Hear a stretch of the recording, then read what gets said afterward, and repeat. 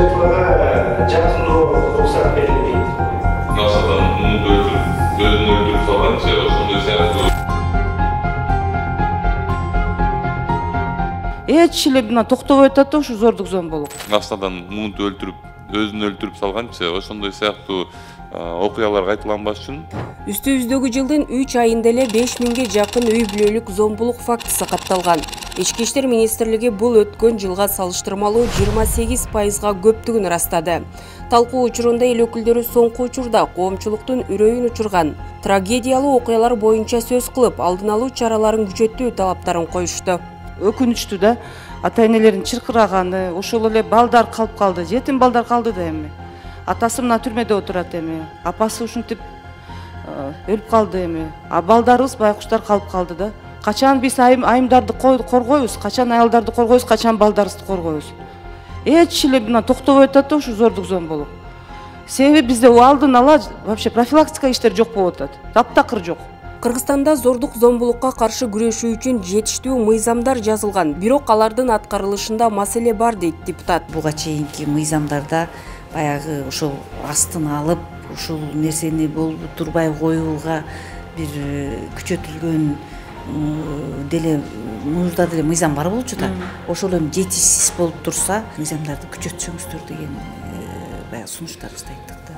Мындан ары үй бүлөлүк зордук зомбулук жасаган жарандардын жүрүм-туруму электрондук билериктер жана мобилдик тиркемелер аркылуу көзөмөлдөнөт. Сунушталып жаткан мыйзам долбоорунда шектүү 14 суткага чейин эркинен ажыратылары каралган.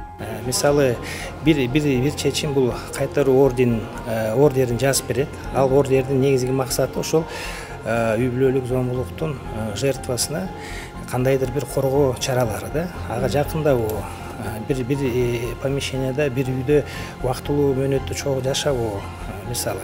Бүгүнкү күндө ал ошол кагаз түрүндө, ордер түрүндө берилет. Анан ошол ордердин аткарылышы бир гана участковый милициялардын көзөмөлүнө түшөт экен. Ал биздин пикирибиз боюнча толук камдуу ошол аткарылышы көзөмөлү жок бүгүнкү күндө. Ошондуктан биз кошумча чара киргизип атабыз. Кошумча чаранын максаты бул электрондук байкоо. Өзгөчө мыкаачылык менен кылмыш жасаган шектүүлөргө катаал жаза колдонуу кажет. Ошондо гана өлүм менен аяктаган окуяларды азайтууга мүмкүн. Айзада болбоду эле.